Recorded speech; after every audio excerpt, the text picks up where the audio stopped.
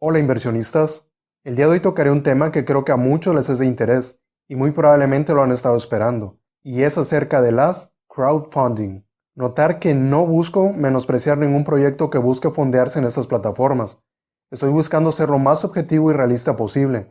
Sin embargo, tendré que hablar de forma general, ya que si me voy al detalle caso por caso, este tema no tendría fin. Habiendo dicho esto, si bien a mi parecer personal no son buenas vías para invertir, de cualquier manera quise hacer este video, ya que es un tema que pudiera llegar a tomar cierta relevancia después de que las empresas que realizan estas actividades sean reguladas, en el marco que la ley FinTech y las leyes secundarias establezcan aquí en México. Y sin embargo, aún así el riesgo al mover nuestro capital aquí siempre estará presente con o sin legislación, autorización y o supervisión. Hay muchos tipos de inversiones en crowdfunding que van dirigidas a sectores específicos, como el sector inmobiliario, de capitalización para startups, préstamos, incluso llegando a fondear instalaciones de energía limpias, entre otros. En este video hablaré en específico de las que son para préstamos de persona a persona, aunque básicamente aplica para todas ellas. El enfoque será tomando como referencia el contexto actual, aunque aún en condiciones normales, no recomendaría invertir en esas plataformas, y si aún así desean invertir, al final dejaré unos ejemplos que tal vez les pudieran ser de ayuda. Primero hablemos de la incertidumbre de poner nuestro dinero en estas plataformas. No están reguladas. Algunas están en proceso de, pero no están reguladas por ahora. Hay una asociación de estas empresas, sin embargo, difícilmente meterán las manos o recursos para apoyar en caso de fraude. De ahí la importancia de una regulación, ya que esto daría un poco más de certidumbre. Y ojo, una regulación no elimina los riesgos, pero al menos habrá mayor certeza de dónde estamos poniendo nuestro dinero. Ahora, el tema de los impuestos. Lo resumiré en lo siguiente. Al generarse IVA, no se puede enterar estos ingresos al SAT bajo el régimen de sueldos y salarios. Ya se tendría que hacer como RIF o como persona física con actividad empresarial cuando menos. Obviamente cada uno de estos con sus obligaciones fiscales correspondientes. En cuanto a este punto les diré lo siguiente. No busquen respuestas en internet. Vayan directamente con un contador fiscal, a Prodecon o al mismo SAT. Si quieren hacer las cosas bien en este aspecto, creo que esas son las tres únicas formas que hay para hacerlo. Así ya directamente con un experto en la materia, o en el caso del SAT, con la autoridad misma en el tema, podrán aclarar todas sus dudas. Si alguien me preguntara si yo invertiría en crowdfunding, les diría que no, y eso que tengo una cuenta en Prestadero, que no es el mejor ejemplo, dado que su cartera vencida está un tanto elevada. Pero bueno, es una cuenta muy pequeñita que la verdad me ha dado rendimientos buenos, como un 10 o 12% anual aproximadamente. Pero aún así, la verdad no considero en lo personal que la deuda para invertir en estas empresas sea una buena inversión por las dos siguientes razones. 1. Aún no son empresas reguladas, lo cual en caso de fraude no habrá dependencia u organismo que pueda apoyar en los procesos que correspondan para reclamar a la empresa responsable, y tendrían que ocuparse de ello ustedes mismos por sus propios medios y recursos. Y 2. El riesgo de impago es muy elevado. Dado que la mayoría de las crowdfunding se dedican a servir de nexo para préstamos de persona a persona, la única referencia que tendremos de la persona a la cual le deseamos prestar es su historial crediticio resumido, que igual y puede servir de mucho para saber qué tanto riesgo corremos al prestar a una persona, siempre y cuando se sepa interpretar la información. No es difícil, pero sí tiene su chiste. Ahora, aquí hay que mencionar dos cosas muy importantes, que no me gusta para nada cómo lo manejan algunas de estas empresas. El eslogan que suelen manejar es "conviértete en el banco". Suena tentador si no lo ponen de esa forma. Sin embargo, si lo pensamos detenidamente, no tenemos el conocimiento, capital, infraestructura y personal capacitado para ello. Agarrar un proyecto, medio leer de qué se trata y fondearlo no es ser un banco. Hay todo un proceso de análisis crediticio que se debe de hacer antes de liberar un crédito. Aquellos que sean financieros, contadores, administradores, sabrán que lo que digo es cierto. Y aquellos que estén en un área de crédito y cobranza de una empresa seria, también sabrán de lo que hablo. Y también sabrán el costo que representa para una empresa no hacer el análisis correctamente. Y muchos tal vez ya hayan vivido lo que es un saldo irrecuperable. Ahora bien, todos los bancos tienen algo que se llama provisión, precisamente para saldos irrecuperables, que son préstamos que de hecho ellos saben el riesgo que corren y es por ello que de las ganancias de un ejercicio fiscal apartan ese dinero para compensar esas pérdidas. Estoy casi 100% seguro que la mayor parte de personas que invierten en estas plataformas no saben el uso e importancia de este concepto que ayuda a la gestión de riesgo de entidades crediticias. Y el otro punto es el gana hasta. Creo que no he hablado de ello al 100%, pero mucho ojo con la palabra hasta, tanto en ofertas como en préstamos, en créditos e inversiones. El hecho que estas empresas de fondeo colectivo digan gana hasta el 28%, 30%, 32%, etc., no quiere decir que se va a dar entre más inviertas o algo así, sino que se va a dar, entre comillas, entre más riesgo asumas. Así que mucho ojo. Desde los primeros videos del canal lo comenté. No se dejen llevar por rendimientos extravagantes. Razonen bien lo que vayan a hacer. Si quieren retornos de inversión elevados, un emprendimiento, es decir, un negocio, sería lo ideal. Obviamente analizando bien también qué negocio queremos poner. Aunque bajo el panorama actual y lo que se viene después, yo les diría que si van a poner un negocio de comida, cafetería, asesorías, etc., mejor esperen un poco más. Es una opinión personal que incluso yo estoy tomando en cuenta para otros proyectos que tengo. Pero bueno, eso es un tema aparte. Hasta el momento me he referido a proyectos de forma general, ¿ok? Y también al inicio comenté que iba a abordar el tema desde el contexto actual aquí en México, hoy que es 5 de abril de 2020, y considerando una perspectiva a un año, es decir, a corto plazo. ¿Qué proyectos hay en estas plataformas? Y dada la situación actual, ¿cuáles son los que corren mayor riesgo? Pues bien, empecemos con los proyectos para negocios. En este momento, salvo que el emprendimiento sea en línea, es decir, por internet, dudo que los negocios vayan a ir muy bien que digamos. Es duro y cruel decirlo, sin embargo debemos de ser conscientes de lo que acontece, ya no solo en el país, sino en el mundo entero. Un emprendimiento al día de hoy, sobre todo aquellos que requieran una aglomeración, principalmente en ciudades grandes, no digo que sea un fracaso asegurado, sin embargo sí tendrán serios problemas, sobre todo para el pago de deudas. Así que ojo con eso. Hay otros proyectos en estas plataformas, una gran variedad de ellos, como por ejemplo para viajes, para fiestas, para cambiar de auto, para ampliar o remodelar una casa, incluso hasta para pagar deuda, es decir, refinanciamiento. Algo que es sumamente erróneo, ya que son pocos los casos en los que pagar deuda con otra deuda es favorable, sobre todo si no se leen las letras chiquitas a detalle. Pero bueno, eso es también otro tema aparte. De todos los demás proyectos que puede haber, vamos a descartar de momento los que son para cubrir gastos médicos, tanto aquellos que sean para cubrir gastos médicos directamente, como para deudas contraídas por gastos médicos. Ahora bien, ¿de dónde proviene el dinero o cuál es la fuente de ingreso para pagar los préstamos en estas plataformas, en específico para proyectos que no son negocios? La fuente principal es de un salario. Bajo, medio o alto, pero la mayoría es un salario. Actualmente estamos pasando por una situación complicada, algunos podremos perder incluso nuestros empleos, en específico los que trabajan para una empresa que se haya visto directamente afectada por la contingencia sanitaria.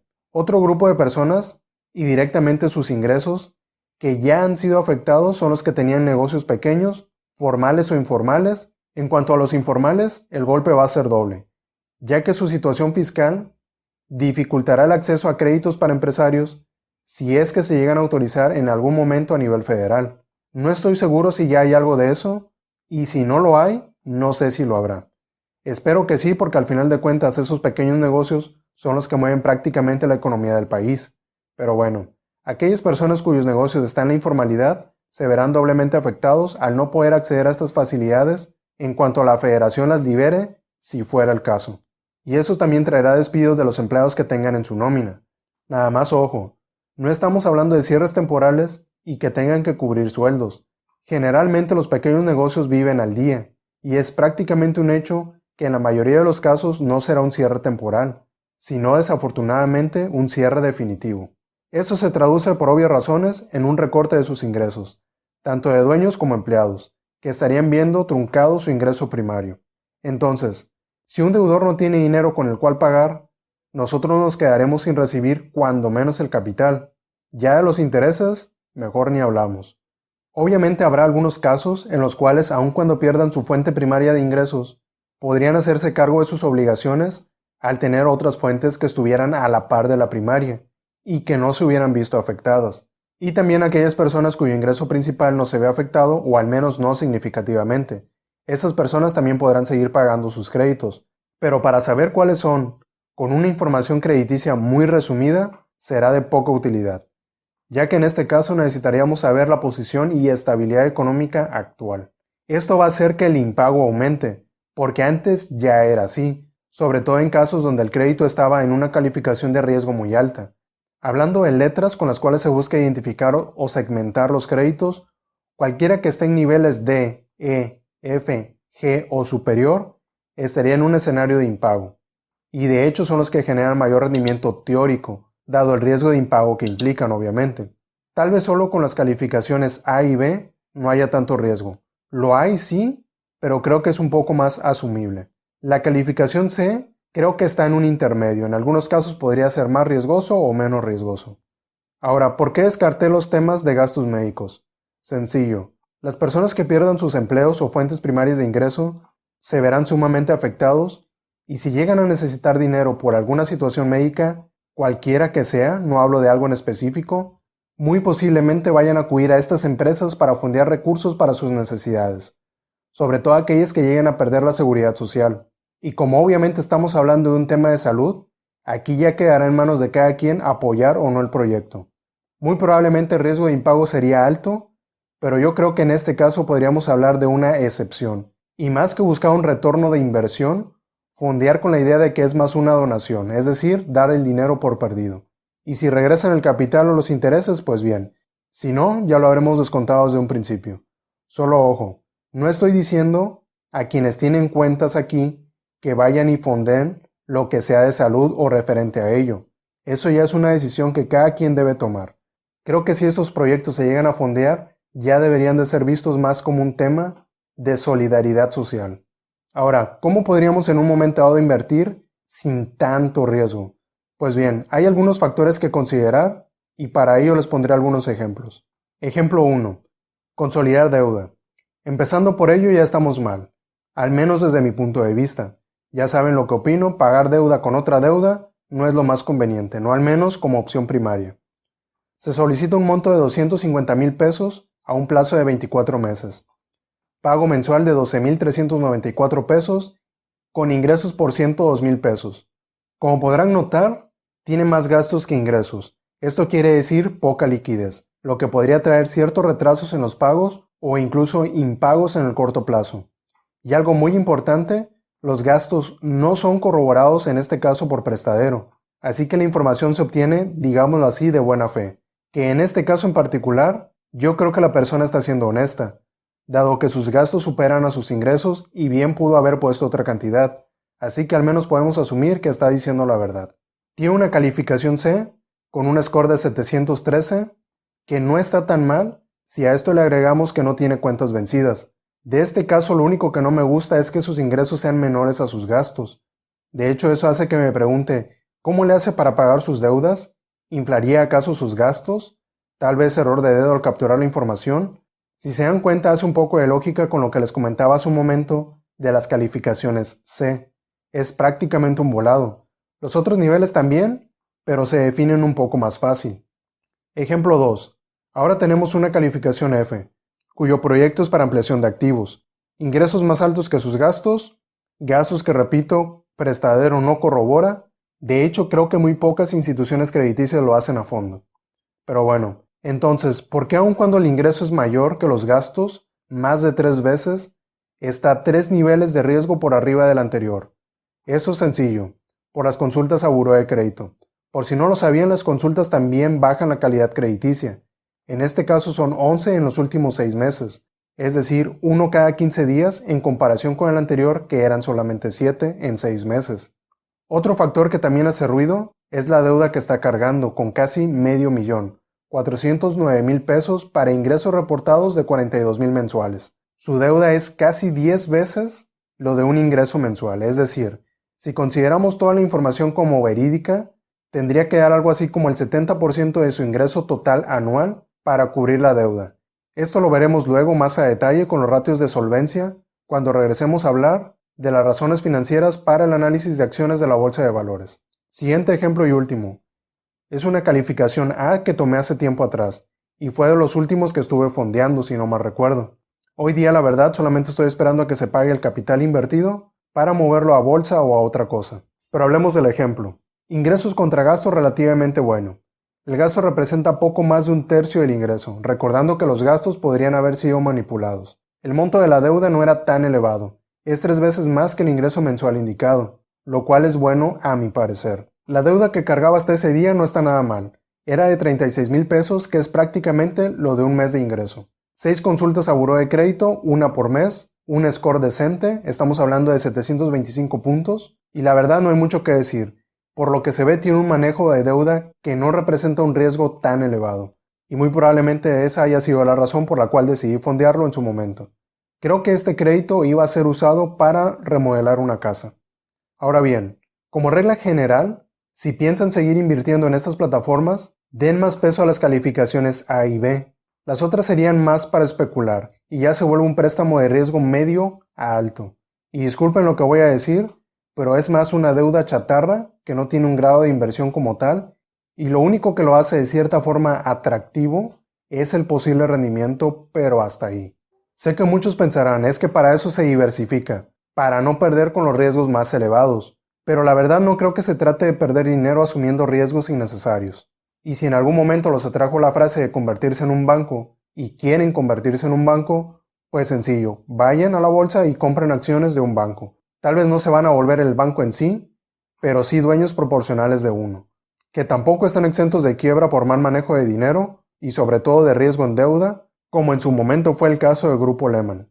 Pero la verdad considero que es una mejor forma de invertir. Además recuerden, aquí no hay coberturas. Si no pagan, ni por los medios jurídicos que apliquen, no van a ver su dinero de vuelta. Además que si necesitan liquidez, no pueden transferir sus posiciones a alguien más. Creo que hay una donde sí es posible, pero no recuerdo de momento el nombre de cuál era. Pero en el resto no hay un mercado secundario, por así decirlo, para obtener liquidez. Todo lo que les he comentado podría cambiar de una fintech a otra, considerando que Prestadero tiene una cartera vencida un tanto alta, y también que cada una es diferente en cuanto a capital mínimo, interfaz de operación, etc. Por cierto, estos 3 ejemplos que les di son esos, solamente ejemplos. Cada caso debe ser analizado a detalle, tan a detalle como sea posible con la información que nos dan. Sé que muy probablemente no es el video que hubieran esperado, pero creo que es necesario dar otro punto de vista.